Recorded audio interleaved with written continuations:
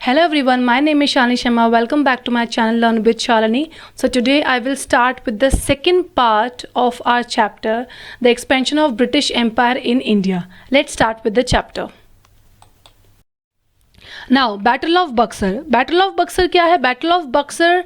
Buxar is the name of a place which is in Bihar. Okay, so that is why the battle which was fought at Buxar is called as Battle of Buxar. Okay, now Mir Qasim, the son-in-law of Mir Jafar, was made the new Nawab by the East India Company as the later failed to meet the company's demand. Okay, so पहले जो मीर जाफर था उसके son-in-law जो था मीर कासिम, उसको east India company ने हम कह सकते हैं बक्सर का न्यू नवाब बनाया, क्योंकि वो जो मीर जाफर है उसके बिहेवियर से सेटिस्फाइड नहीं थे, क्योंकि वो उनकी जो पॉलिसीज़ है ब्रिटिशर्स की उनसे अग्री नहीं हुआ था, उनकी पॉलिसीज़ को अपोज करा था, तो उन्होंने उसको चेंज करके मीर कासिम को न्यू नवाब डिक्लेयर कर दिया. The new Nawab however became unpopular with the British because of the measures he undertook.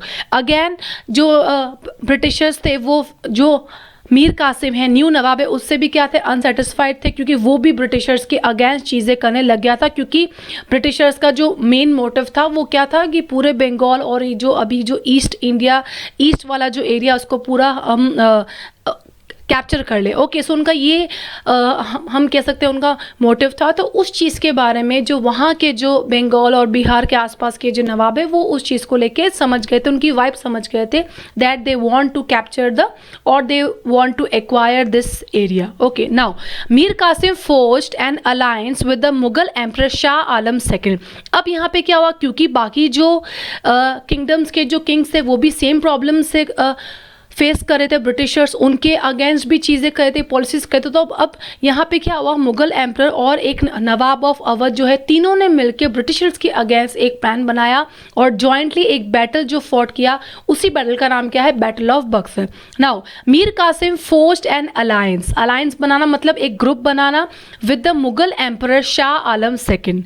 Okay, उस समय मुगल एम्परर जो था वो कौन था, Shah Alam second, and the nawab of Awadh Shuja-ud-Daula. ठीक है, तो मीर कासिम और ये तीनों ने मिलकर एक जॉइंट अपना अलायंस बनाया और उन्होंने ब्रिटिशर्स के अगेंस्ट जो बैटल लड़ा या फिर जो बैटल उन्होंने फॉट किया, उस बैटल का नाम क्या है, battle of Buxar. Their combined forces fought with the British forces at Buxar which is in Bihar in October 1764. However, these combined forces were defeated by the British, and with this victory the company became the real masters of the Bengal. लेकिन ये तीनों जो jointly इन्होंने जो alliance बनाया था, लेकिन ये ब्रिटिशर्स के साथ में जीत नहीं पाए. British became victorious and the company, इसका रिजल्ट क्या हुआ, that the company became the real masters of the Bengal. वो बंगाल के रियल मास्टर्स, यानी कि इस तरीके से उन्होंने पूरे बंगाल को कम्प्लीटली कैप्चर कर लिया. ब्रिटिश ईस्ट इंडिया कंपनी में हम कह सकते हैं उसको अपने सब्जुगेट कर लिया. Okay, now After the Battle of Buxar in 1764, the company appointed residents in the Indian state. अब जब उन्होंने बंगाल को कैप्चर कर लिया तब उन्होंने क्या किया, बाकी के जो इंडियन स्टेट्स है वहाँ पर उन्होंने अपने ब्रिटिश रेजिडेंट्स को क्या कर दिया, इंस्टॉल कर दिया. क्योंकि ब्रिटिश रेजिडेंट को अगर वो इंस्टॉल करेंगे तो यानी कि ब्रिटिश का रूल होगा, तो वो ईजीली वहाँ पर अपना जो पावर इस्टेब्लिश कर सकते हैं, वहाँ का एडमिनिस्ट्रेशन ईजीली मैनेज कर सकते हैं. Okay, now they were political और commercial agents and their job was to serve and further the interest of the company. ठीक है, तो उनका क्या मोटिव था, रेजिडेंट जो थे क्योंकि वो ब्रिटिशर्स के थे, तो वो ऑब्वियसली ब्रिटिशर्स के जो उनके जो इंटरेस्ट है उसके बारे में सोचेंगे, सारे ब्रिटिश को जो एडमिनिस्ट्रेशन की सारी इंफॉर्मेशन देंगे और उस एरिया में रूल करेंगे. Okay, through the residents the company officials began interfering in the internal affairs of the Indian states. Okay, जैसे कि क्या है ना, नवाब को तो उन्होंने एज अ पपेट बना दिया है कि ठीक है, नेम से नवाब उन्होंने बनाया, लेकिन वहाँ पे उन्होंने उसके साथ में एक ब्रिटिश रेजिडेंट को भी अपॉइंट कर दिया है, जो क्या करता है, धीरे धीरे उसने क्या करा, उनके इंटरनल जो उनके या फिर उनके जो पर्सनल मैटर्स जो है या फिर एडमिनिस्ट्रेशन में इंटरफेयर करना शुरू कर दिया. ठीक है, they started taking decisions on the behalf of the Nawab. Okay, now they tried to decide who was to be the successor to the throne and who was to be appointed in the administrative post, यानी कि धीरे धीरे उन्होंने क्या किया, residents जिन्होंने ऐसे ही बोला था, मतलब ब्रिटिशर्स ने ये कहा था कि ये जो नवाब को ये चीज़ कहा था कि ये जो रेजिडेंट्स है ये आपकी हेल्प के लिए ही, लेकिन रेजिडेंट्स का एक्चुअल मोटिव क्या था कि वो इनके इंटरनल मैटर्स में इंटरफेयर करना चाहते थे और अपना एम्पायर को एस्टेब्लिश, अपने एम्पायर को एक्सटेंड करने की ये सारे टैक्टिक्स है। ओके, और अब वो धीरे धीरे स्लोली दे स्टार्टेड डिसाइडिंग कि राजा के बाद में कौन उसका सक्सेसर बनेगा, कौन थ्रोन पे, कौन राजगद्दी पे बैठेगा, ठीक है, कौन एडमिनिस्ट्रेटिव पोस्ट पे, मिलिट्री के जो पोस्ट है या बाकी जो एडमिनिस्ट्रेटिव जो डिपार्टमेंट्स है वहाँ पे कौन सा पर्सन अपॉइंट होगा। ओके, सो इस तरीके से उन्होंने नवाब के इंटरनल मैटर्स में इंटरफेयर करना शुरू कर दिया था। Sometimes the company force the states into subsidiary alliance. Subsidiary alliance एक उनकी पॉलिसी है, एक हम कह सकते हैं एक टैक्टिक है, एक तरीका है कि उन्होंने किस तरीके से इंडियन स्टेट्स को ब्रिटिश एम्पायर में सब्जुगेट किया था या ब्रिटिश एम्पायर में किस तरीके से उन्होंने हम कह सकते हैं उनको कैप्चर किया था। तो ये उन्होंने अलग अलग पॉलिसीज़ निकाली कि हम कैसे इंडिया के जो किंगडम्स है, इंडियन किंगडम्स जो है या इंडियन के जो रीजन्स है उनको अपने एम्पायर में एसिमुलेट करें। ओके, ठीक है। सो सब्सिडरी अलायंस, अब सब्सिडरी अलायंस जो उनकी पॉलिसी है वो क्या है, according to the terms of this alliance Indian rulers, please see this, very important, that is why I have underlined it here, Indian rulers were not allowed to have their independent armed forces। यानी कि अब यहाँ पे इन्होंने क्या policy निकाली कि अब से क्या होगा, जो भी नवाब है या जो भी इंडियन रूलर्स है अब वो अपनी इंडिपेंडेंट जो उनकी अपनी आर्म फोर्सेस जो है यानी कि उनकी जो मिलिट्री है अब वो उनकी इंडिपेंडेंट नहीं रहेगी, उसमें अब ब्रिटिश सोल्जर्स जो है या ब्रिटिश ऑफिसर्स जो है वो भी उसमें अपॉइंट हो गए, यानी कि अब इंडियंस ही उसमें नहीं रहेंगे, ब्रिटिश रेजिडेंट्स या ब्रिटिश जो ऑफिशियल्स हैं उनको भी उसमें या जो उनकी मिलिट्री है उसमें पार्टिसिपेट करना पड़ेगा और उसमें वो इंक्लूड होंगे। ठीक है, अगर ऐसा होगा तो क्या होगा कि दो टाइप्स के लोग होंगे, हो सकता है कि जो ब्रिटिशर्स के जो सोल्जर्स है वो किसी भी जो किंग है उसको हेल्प ना करे, उसके लिए प्रॉब्लम्स क्रिएट करे। तो ये एक तरीके से इंडियन रूलर्स के लिए प्रॉब्लम हो गई थी कि ये कैसा लॉ है या ये कैसी पॉलिसी है कि हम अपनी इंडिपेंडेंट जो मिलिट्री है उसको हम मेंटेन नहीं कर सकते, उसमें भी अब ब्रिटिश सोल्जर्स इंक्लूड होंगे। ठीक है, सो दे वर completely unhappy with this policy of the British. They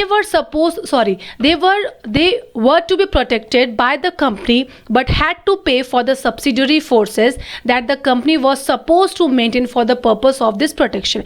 तो यानी कि ब्रिटिशर्स क्या बोलते थे कि ये जो हम आर्मी के जो लोग हैं ये आपकी प्रोटेक्शन के लिए ही है। ओके, इंडियन रूलर्स को they use to considered you can say Indian rulers to be very insane, कि उनको कुछ पता ही नहीं है। उनको बोलते थे ये जो हमने मिलिट्री जो इंस्टॉल करी है या जो हमने जो ब्रिटिश सोल्जर्स आपकी मिलिट्री में जो इंक्लूड किए हैं वो हमने आपकी सेफ्टी के लिए, आपके प्रोटेक्शन के लिए ही है। ठीक है, और इस प्रोटेक्शन के लिए हम आपसे टैक्सेस लेंगे या हम आपसे एक्सपेंसेस लेंगे। ठीक है, if the Indian rulers fail to make the payment then the part of their territory was taken away as the penalty। okay, so अगर जो टैक्सेस या जो उन पे पेनल्टीज लगाई है अगर वो ब्रिटिश आर्मी को मेंटेन करने के लिए अगर वो मनी उनको ब्रिटिश को पे नहीं करते हैं तो उनसे वो टेरिटरी छीन ली जाती थी या उनकी टेरिटरी को अनेक्स कर लिया जाता था एज अ पेनल्टी, कि ये तुम्हारा पनिशमेंट है। ब्रिटिशर्स क्या बोलते थे कि ये आपका पनिशमेंट है कि आपने हमको टैक्सेस पे नहीं किया, सो आपके टेरिटरी जो है एज अ पनिशमेंट और as a penalty British empire में हम इंक्लूड कर लेंगे। ठीक है, सो इस तरीके से उन्होंने एक और टैक्टिक निकाला सब्सिडरी अलायंस करके, जिसमें इंडियन रूलर्स जो है उनको अपना इंडिपेंडेंट जो उनकी मिलिट्री है या उनकी जो आर्म फोर्सेस है उसमें उनको इंडिपेंडेंट नहीं रखा गया, उसमें भी उन्होंने ब्रिटिश के जो सोल्जर्स है उसको इंक्लूड किया। Okay, now for example the Nawab of Awadh was forced to give over half of his territory to the company in 1801 as he failed to pay for the subsidiary forces। Okay, so अब यहाँ पे एक example बताया कि जो नवाब जो है अवध का, ठीक है, अब उसको भी इसी बेसिस पे, क्योंकि वो पेनल्टी नहीं कह सकते हम, क्योंकि वो उनको टैक्सेस नहीं दे पाया ब्रिटिश आर्मी को अवध में मेंटेन करने के लिए, दैट इज़ वाई उन्होंने क्या किया, उसकी जो टेरिटरी थी यानी कि अवध जो था वो उसे स्नैच कर लिया। क्या बोलकर, किस रीजन पे, कि क्योंकि आपने हमें टैक्सेस पे नहीं किया तो ये आपकी पेनल्टी है कि आपका जो रीजन है वो अभी ब्रिटिश एम्पायर का रीजन हो गया है। Okay, Hyderabad was also forced to cede territories on similar grounds. Okay, तो जिस तरीके से सब्सिडरी अलायंस या उस पॉलिसी के बेसिस पे जिस तरीके से उन्होंने अवध को स्नैच किया था, बिल्कुल वैसे हैदराबाद के साथ में भी ये सिचुएशन हुआ कि वहाँ का जो नवाब है वो उनको टैक्सेस पे नहीं कर पाया ब्रिटिश आर्मी को मेंटेन करने के लिए, तो उसे एज अ पनिशमेंट हैदराबाद छीन लिया गया. ओके, सो बिल्कुल यहाँ पे दो एग्जाम्पल्स अगर हम पूछे कि नेम एनी टू एग्जाम्पल्स, ठीक है, विच had gone through the policy of the subsidiary alliance, तो उसमें आ जाएगा अवध एंड सेकंड आ जाएगा Hyderabad. Okay, now Tipu Sultan the tiger of Mysore. Mysore is also, ठीक है, सो ये भी एक हम कह सकते हैं इसका एग्जाम्पल है जहाँ पर इन्होंने इस चीज़ को अपोज किया था ब्रिटिशर्स को. Okay, now Mysore had grown in strength under the leadership of powerful rulers like Haidar Ali. Haidar Ali आपने नाम सुना होगा, काफ़ी फेमिलियर वर्ड है. And his famous son Tipu Sultan rule from 1780 to 1799. Okay, अब यहाँ पे क्या हुआ, मैसूर में भी उन्होंने यही टैक्टिक्स जो है सब्सिडरी अलायंस फॉलो करने की कोशिश करी, लेकिन यहाँ के जो रूलर थे हैदर अली और उनका जो बेटा था टीपू सुल्तान, वो थोड़े से स्मार्ट थे. उन्होंने ब्रिटिशर्स की इस पॉलिसी को क्या किया, अपोज किया, उनके साथ में फाइट किया. Okay, Mysore control the profitable trade of the Malabar coast where the company purchase pepper and cardamom. Okay, अब क्योंकि यहाँ से मैसूर से जो है मैसूर वाला जो एरिया है वो मालाबार कोस्ट के हम कह सकते हैं पास में है, तो ब्रिटिशर्स को वहाँ से पेपर और कार्डमम वो लोग उनको लगता था वहाँ पर क्योंकि ग्रो होता था, तो उनको लगा कि क्यों ना हम मैसूर को कैप्चर करें सो दैट हम इजीली यहाँ के जो स्पाइसेस है उनको हम अपनी कंट्रीज़ में एक्सपोर्ट कर सकते हैं. ओके, सो इस पर्पज़ से उनको लगा कि हैदराबाद जो है या फिर हम कह सकते हैं मैसूर जो है उसको भी हमारे ब्रिटिश एम्पायर में हमें हम कह सकते हैं उसको कैप्चर करना चाहिए, ठीक है, उसको इंक्लूड कर लेना चाहिए. तो दैट मीन्स आप समझ रहे ना, यानी कि अभी जो ईस्ट इंडिया में जो ब्रिटिशर्स जो स्टेट्स को अनेक्स करते धीरे धीरे करके दे स्टार्टेड बिकमिंग ग्रीडी. अभी वो साउथ की टूवर्ड्स मूव किए हैं, अब उनको मैसूर यानी कि कर्नाटका वाला जो स्टेट जो रीजन है वो उनको अपने एम्पायर में अब इंक्लूड करना है. ओके, तो उनका ग्रीड क्या है, बढ़ता जा रहा है. Okay, in 1785 Tipu Sultan stopped the export of sandalwood, pepper and cardamom through the ports of his kingdom and disallowed local merchants from trading with the company. Okay, so Tipu Sultan देखो हर जगह जो नवाब वगैरह थे वो स्मार्ट नहीं था, लेकिन यहाँ पे मैसूर में क्या हुआ, Tipu Sultan he was very smart and he got the vibes of the British, he got to know about the true intentions of the British. तो उसने क्या किया कि जो ब्रिटिशर्स जो यहाँ से एक्सपोर्ट करे थे सैंडलवुड, पेपर और कार्डमम मैसूर से, उसको वहाँ पर उसने स्टॉप कर दिया और वहाँ के जो लोकल मर्चेंट्स थे उनको स्ट्रिक्टली मना कर दिया कि अब आपको ब्रिटिशर्स के साथ में ट्रेड नहीं करना है, उनको कोई भी इंडियन गुड्स जो है वो सेल नहीं करनी. ठीक है, अब इस बात से क्या हुआ, ब्रिटिश जो है वो फ्यूरियस हो गए, यानी कि वो गुस्सा हो गए. ठीक है, they got angry with this move of the Tipu Sultan कि नो, अब टीपू सुल्तान कौन होता है, ये ऐसा कैसे कर सकता है. Okay, so they got furious, they got angry. Okay, they saw Hyder and Tipu as ambitious, arrogant and dangerous rulers who had to be controlled and crushed. अब यानी कि Hyder Ali and Tipu Sultan they became the, you can say they became the throne in the eyes of the British. उनको लगा कि ये हमें जो हमारे मोटिव्स जो है उनको अचीव करने से ये हमारे बीच में हिंड्रेंस पड़ रही है, ये हमारे लिए क्या है, ऑब्स्टेकल. क्योंकि दोनों जो हम कह सकते हैं रूलर्स जो थे वो एम्बिशियस थे, यानी कि उनको बहुत ईजिली ब्रिटिशर्स को अपना जो मैसूर है वो नहीं देना था. एरोगेंट थे और डेंजरस रूलर्स थे क्योंकि वो ब्रिटिशर्स के लिए क्या बन गए थे, हिंड्रेंस बन गए. तो उनको लगा कि इनको अब यहाँ पे कंट्रोल और इनको यहाँ पे क्रश करना पड़ेगा. अगर इनको क्रश नहीं करा तो हम साउथ इंडिया में अपने एम्पायर को एस्टेब्लिश नहीं कर पाएंगे. 4 wars were fought with Mysore. Okay, ये ईयर्स दे रखे हैं, ये जो 4 वॉर्स जो थे यानी कि ब्रिटिशर्स के बीच में और हैदर अली और टीपू सुल्तान के बीच में 4 वॉर्स हुए थे कंटिन्यूअस. ठीक है, ओनली इन द जो लास्ट बैटल हुआ था, the battle of Seringapatam, did the company ultimately win a victory. लेकिन इन्होंने बिल्कुल देखो यहाँ पर क्या है, उन्होंने बिल्कुल भी हम कह सकते हैं हार नहीं मानी. उन्होंने जितना हो सके टीपू सुल्तान और हैदर अली ने कोशिश करी कि हम अपने रीजन को, अपने किंगडम को ब्रिटिशर्स के क्लचेस से बचा सके. 4 वॉर इनके बीच में हुए, that means from 1767 to 69, then 1780 to 84, then 90 to 92 and 1799 में एक लास्ट बैटल जो हुआ जिसका नाम क्या था, बैटल ऑफ सेरंगी सेरंगीपटम, जिसमें कंपनी फाइनली, मतलब इतनी कोशिश के बाद में फाइनली कंपनी उनसे जीत गई थी, यानी कि टीपू सुल्तान और हैदर अली, उसमें उनको डिफीट मिला था इस बैटल में, लास्ट बैटल में। Tipu Sultan was killed defending his capital, यानी कि टीपू सुल्तान ने लास्ट तक, जब तक वो नहीं आया तब तक उसने कोशिश करी कि मैं अपने जो अपना रीजन है उसको ब्रिटिशर्स से बचा सकूं। Okay, his capital Seringapatnam and subsidiary alliance was imposed on the state, but Tipu Sultan he was defeated in this battle, और यहाँ पर सब्सिडरी अलायंस जो है वो लगाया गया, यानी कि ब्रिटिशर्स ने सब्सिडरी अलायंस के बेसिस पे टीपू सुल्तान और हैदर अली को हरा के उनका जो रीजन था मैसूर जो था उसको भी ब्रिटिश एम्पायर में क्या कर लिया, इंक्लूड कर लिया। Okay, now war with the Marathas. अब यहाँ पे क्या था, अब उन्होंने यहाँ पर कुछ जो है अली ब्रदर्स या हैदर अली, टीपू सुल्तान, उनको डिफीट किया। अब उनका जो मराठास जो है, आपने शिवाजी द मराठा, आपने ग्रेट शिवाजी का नेम सुना होगा। ओके, सो अब यहाँ पर इनका ब्रिटिशर्स का जो मराठा लोग थे उनके साथ में, क्योंकि मराठा भी उस समय अपने एम्पायर को इंडिया में क्या कर रहे थे, इस्टेब्लिश कर रहे थे। ओके, सो अब उनके बारे में, क्योंकि वो उस समय स्ट्रांग थे, तो ब्रिटिशर्स के लिए वो भी एक तरीके से ऑब्स्टेकल था कि अब हमें मराठास को भी हराना है और अपना ही एम्पायर, ओनली अपनी मोनोपोली क्या करनी है इंडिया में, एस्टेब्लिश करनी है। From the late 18th century the company also sought to curb and eventually destroy Maratha power. अब उसको डिफीट, साउथ इंडिया में मैसूर को अपने एम्पायर में इंक्लूड करने के बाद में अब उनको लगा मराठा, जो कि हम कह सकते हैं महाराष्ट्र जो आसपास जो सेंट्रल इंडिया वाला एरिया है, वहाँ पर जो मराठा है, they were rising to the power. Okay, they were you can say becoming stronger, तो उनको लगा क्यों ना इनको भी कर्ब कर दिया जाए या इनकी जो पावर है उसको खत्म कर दिया जाए। ओके, सो इसी वजह से क्या होता है, with their defeat in the third battle of the Panipat. देखो, थर्ड बैटल ऑफ पानीपत हुआ था, कब हुआ था, 1761 में।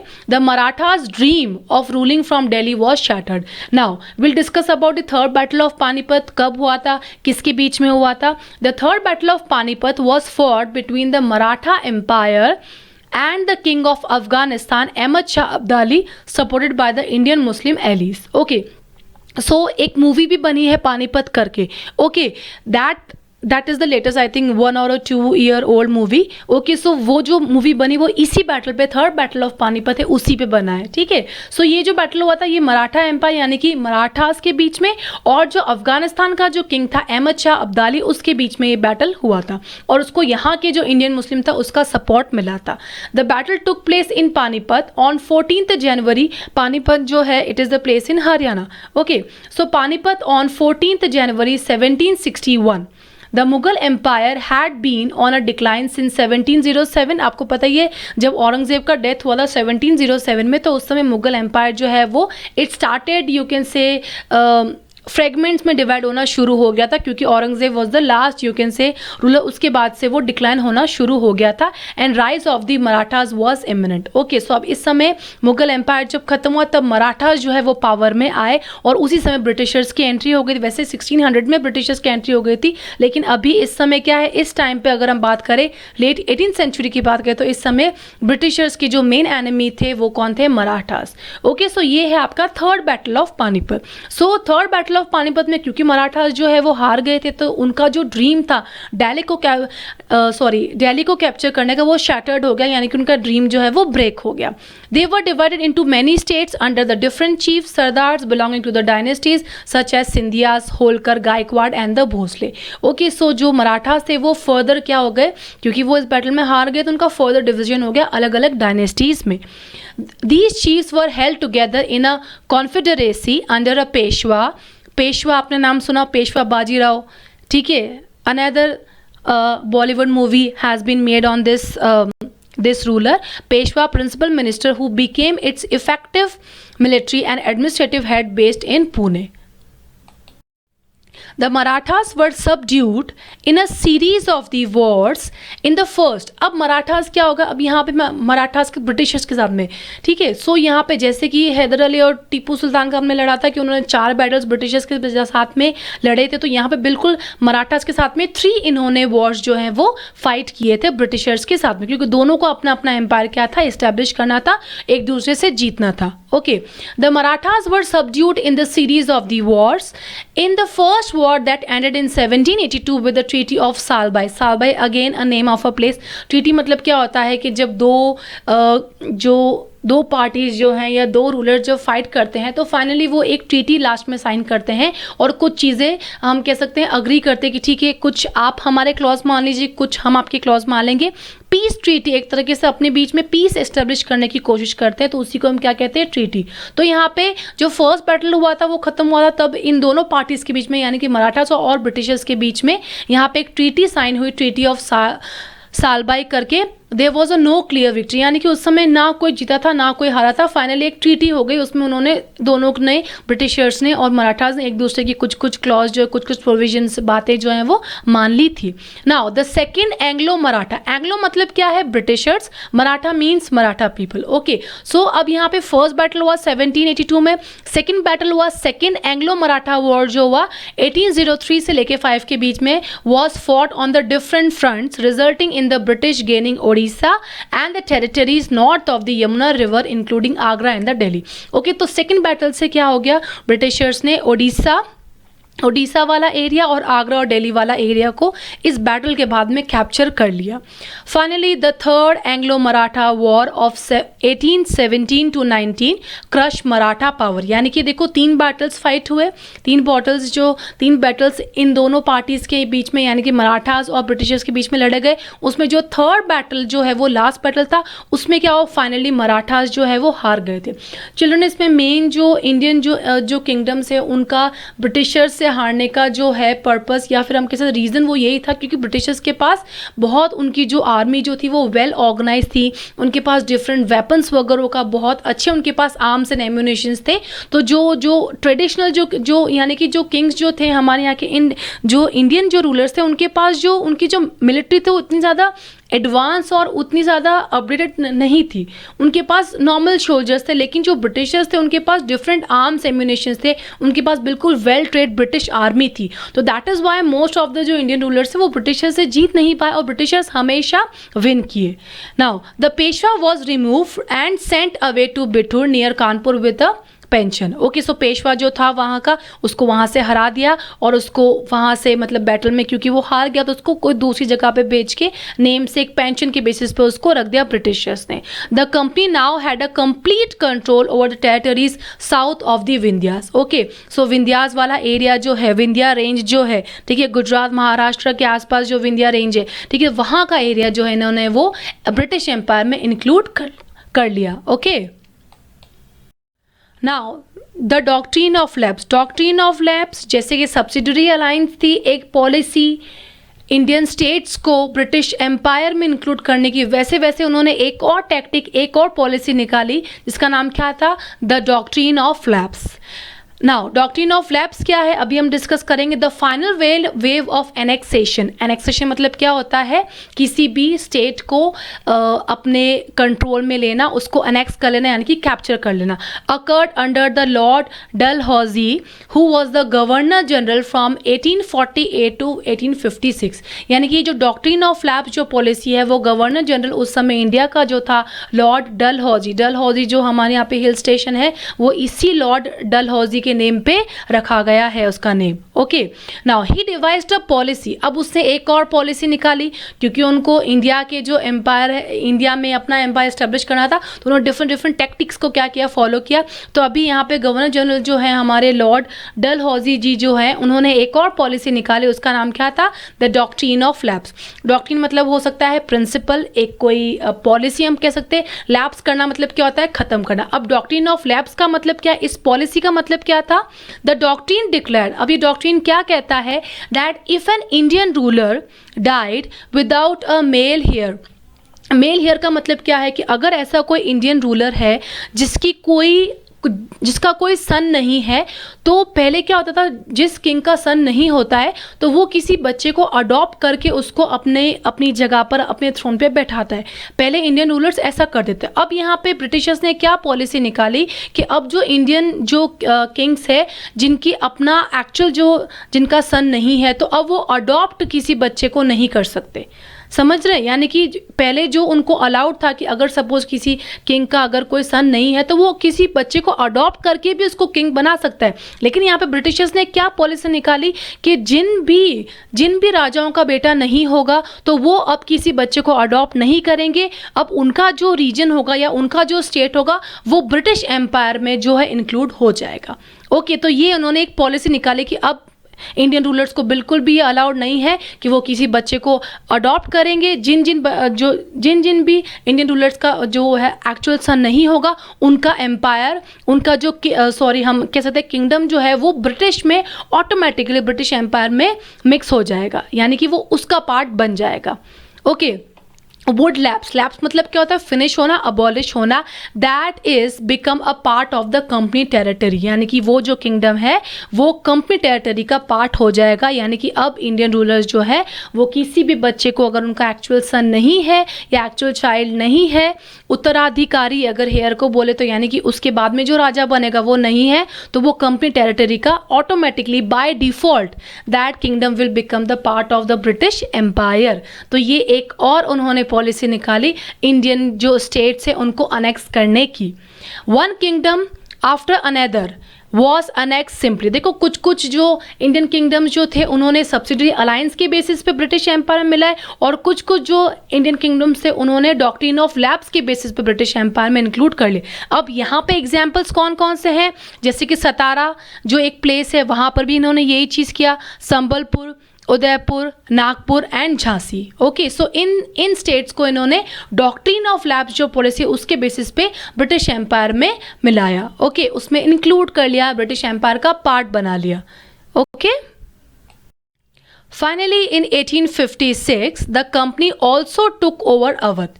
ओके, सो उन्होंने अवध को भी पूरी तरीके से क्या कर लिया? कैप्चर कर लिया। This time the British had an this time the British had an added argument. अभी उन्होंने यहाँ पर क्या अपना एक यहाँ पर जो अवध को कैप्चर करने का यहाँ पे उन्होंने अपना क्या व्यू पॉइंट दिया, अपना क्या ओपिनियन दिया? उन्होंने क्या बोला? They said they were obliged by the duty to take over Awadh in order to be free to free the people from the misgovernment of the nawab. यानी कि उन्होंने क्या बोला कि हम अवध को अपने एम्पायर में इसीलिए इंक्लूड कर रहे हैं क्योंकि यहाँ का जो नवाब है वो बिल्कुल इनएफिशिएंट है, वो अपने गवर्नमेंट को अच्छे से, अपने एडमिनिस्ट्रेशन को रन नहीं कर पा रहा है। मिस गवर्नमेंट यानी कि अच्छे से अपने गवर्नमेंट को रन नहीं कर पाया। दैट इज़ वाई हमने अवध के बेनिफिट के लिए, अवध के लोगों के बेनिफिट के लिए हमने अवध जो है अपने एम्पायर में इंक्लूड कर लिया, अपने एम्पायर में हम कह सकते हैं मिला लिया। ठीक, तो यानी कि यहाँ पर यानी कि उनका मोटिव अपना मोटिव था, लेकिन उन्होंने आर्ग्यूमेंट अपना स्टेटमेंट क्या दिया? क्योंकि अवध का जो नवाब था वो इनएफिशिएंट था, तो हमने अवध के लोगों की बेनिफिट के लिए, उनके वेलफेयर के लिए अवध को ब्रिटिश एम्पायर में इंक्लूड कर लिया। ओके, सो ये उन्होंने अपना ओपिनियन, अपना लॉजिक दिया कि ये रीज़न है अवध को एनेक्स करने का। ओके, तो आप समझ रहे हैं ना, मतलब वो किसी भी तरीके से बहुत सारे अलग अलग टेक्टिक्स से कोशिश कर रहे हैं, और उन्होंने ऐसा किया भी कि इंडियन स्टेट्स को धीरे धीरे करके अपने एम्पायर में इंक्लूड करके पूरे ऑल ओवर इंडिया में ब्रिटिश एम्पायर को एस्टेब्लिश कर लिया। That is why they were able to rule over India for, और you can say over 200 years, इतना लंबे समय तक, क्योंकि वो इतने ज़्यादा, क्योंकि they were educated, they had a great knowledge, उनके पास हम कह सकते टेक्निकल नॉलेजेस भी थी, उनके पास उनको डिफरेंट टेक्निक्स भी आते क्योंकि वो एजुकेटेड थे, उनको बहुत सारी पॉलिसीज़, बहुत सारे वेज आते थे कि वो किस तरीके से इंडिया में अपना एम्पायर एस्टेब्लिश करें। Enraged by the humiliating way in which the Nawab was deposed, the people of Awadh joined the great revolt that broke out in 1857. So children, पहली बार 1857 का जो रिवोल्ट हुआ था, फ्रीडम स्ट्रगल ऑफ 1857, इसी वजह से जो यहाँ के अवध के जो लोग थे उनको ये बात बहुत बुरी लगी थी कि हमारा जो नवाब है उसकी इन्होंने ह्यूमिलेशन यानी कि उसकी इंसल्ट किया था। दैट इज़ वाई उन्होंने 1857 का जो रिवोल्ट है उसमें पार्टिसिपेट किया था। Now setting up a new administration. अब उन्होंने, जैसे कि उन्होंने अपना एम्पायर स्टैब्लिश किया, अब ब्रिटिशर्स ने अपना ओन एडमिनिस्ट्रेशन जो है वो इंडिया में सेटअप करना शुरू कर दिया। वॉरेन हेस्टिंग्स उस समय गवर्नर जनरल थे फ्रॉम 1773 टू 1785 तक का बोल रहे हैं, जब इन्होंने अपना ब्रिटिश एडमिनिस्ट्रेशन इंडिया में सेट करना शुरू किया। Was one of the many important figures who played a significant role in the expansion of company power। यानी कि वॉरेन हेस्टिंग का एक important contribution है उसकी ही वजह से हम कह सकते हैं कि ब्रिटिश एम्पायर जो है वो इंडिया में, जो कंपनी का जो पावर जो है वो इंडिया में एक्सपैंड हुआ, इंडिया में कंपनी पावर जो है वो हम कह सकते हैं इम्प्लीमेंट हो पाया. By his time the company had acquired power not only in the Bengal but also in Bombay and Madras. British territories were broadly divided into administrative units called as presidencies. ठीक है, अब उन्होंने क्या किया, प्रेसिडेंसीज जो है वो अलग अलग अपने एस्टेब्लिश कर दी. ब्रिटिश प्रेसिडेंसीज यानी कि ब्रिटिश प्रोविंसेस उन्होंने इंक्लूड कर दिए या बना दिए. देयर वर 3 प्रेसिडेंसीज, यानी कि अब जो ब्रिटिश एम्पायर जो वो 3 पार्ट्स में डिवाइडेड था, या हम कह सकते हैं 3 प्रेसिडेंसीज में डिवाइडेड था. उन प्रेसिडेंसीज का नाम कहाँ कहाँ पे है या कहाँ कहाँ पे वो एस्टेब्लिश थी, बंगाल, मद्रास एंड बॉम्बे. तो यानी कि यहाँ पे इन्होंने अपने 3 ब्रिटिश प्रेसिडेंसीज या हम कह सकते 3 ऑफिस इन्होंने ब्रिटिश एम्पायर के सेटअप किए इन तीनों अलग अलग रीजन्स में. Each was ruled by a governor, यानी कि जो 3 प्रेसिडेंसी है तीनों में एक एक क्या होगा, गवर्नर होगा. और उन गवर्नर का हेड जो होगा वो कौन होगा, गवर्नर जनरल, जो कि है Warren Hastings.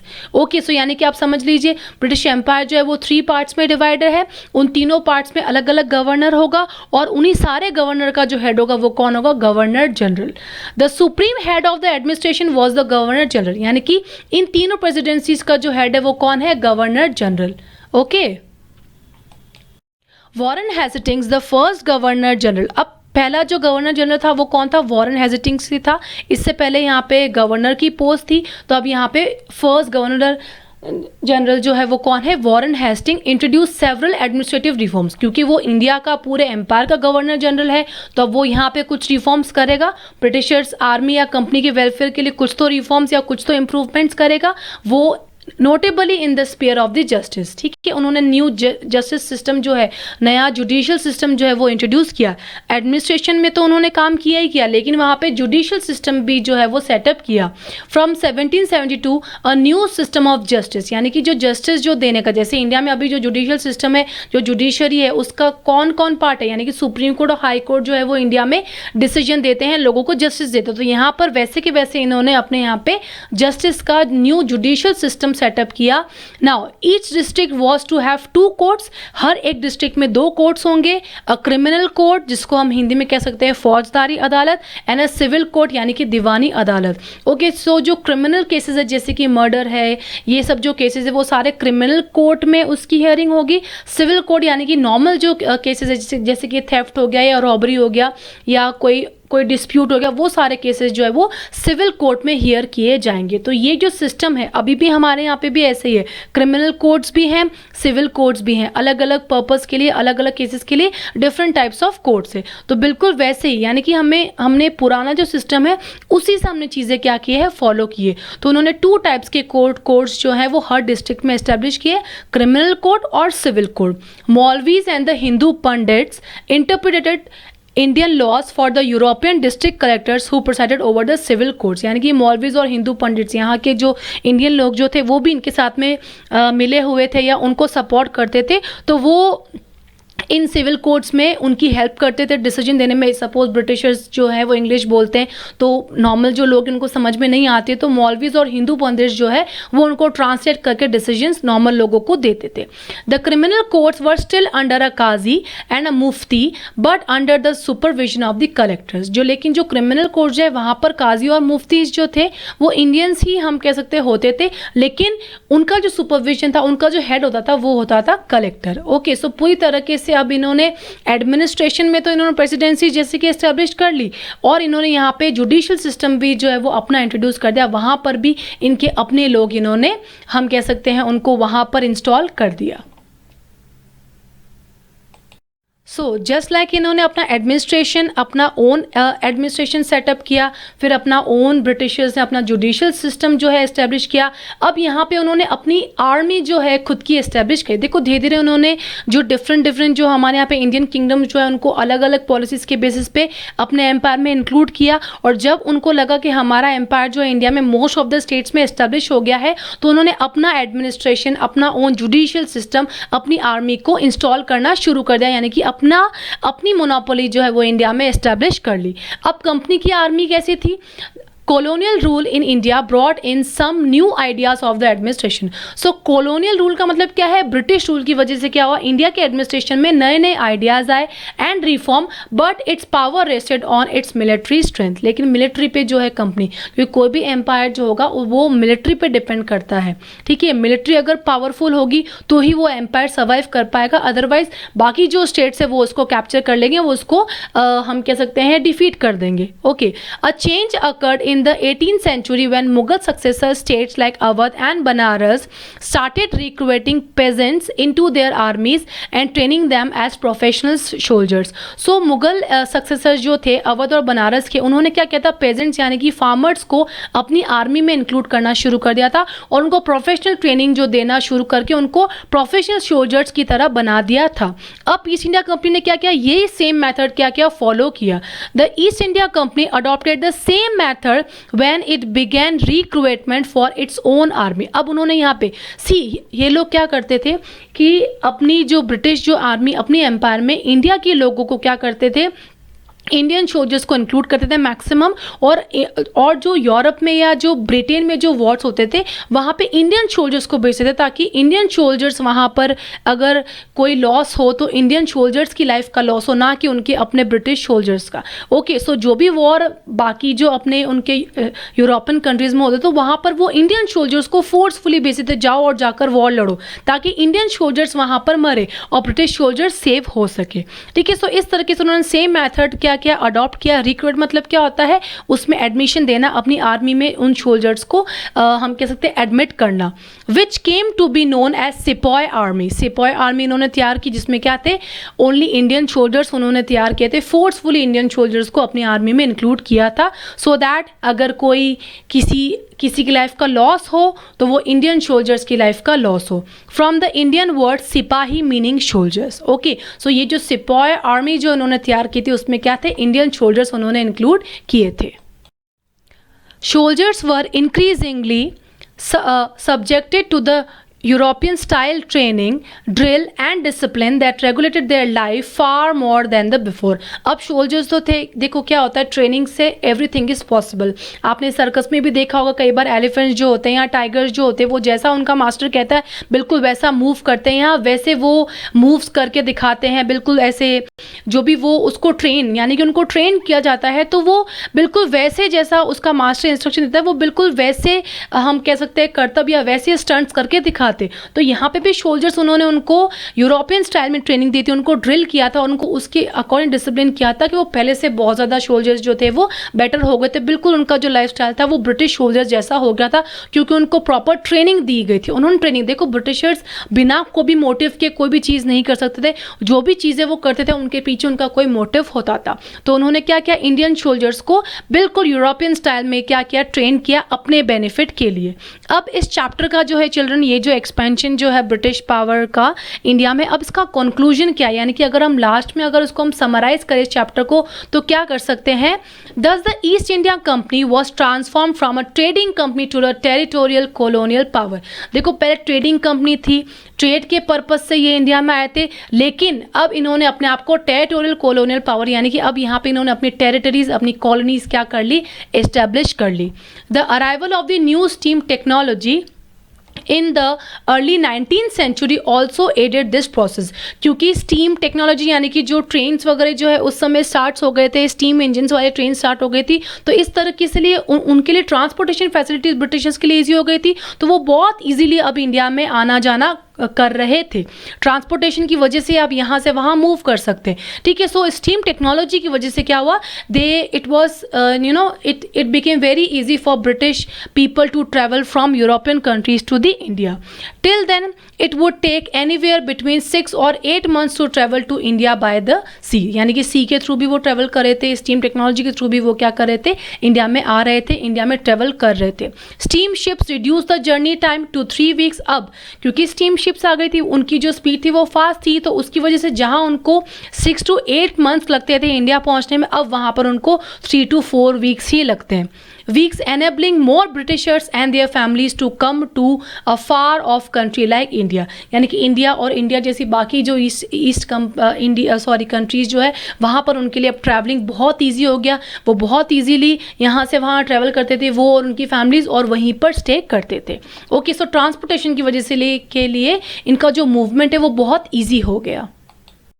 So by the end the company came to exercise direct control over 63% of the territory and 78% of the population of the Indian subcontinent. So 1857 तक कंपनी जो है ईस्ट इंडिया कंपनी के control में 63% जो है India की 63% जो है टेरिटरी इंडिया की, और इंडिया की जो पॉपुलेशन है उसकी टोटल 100% पॉपुलेशन में से 78% पॉपुलेशन जो थी वो ब्रिटिश एम्पायर में इंक्लूड हो चुकी थी.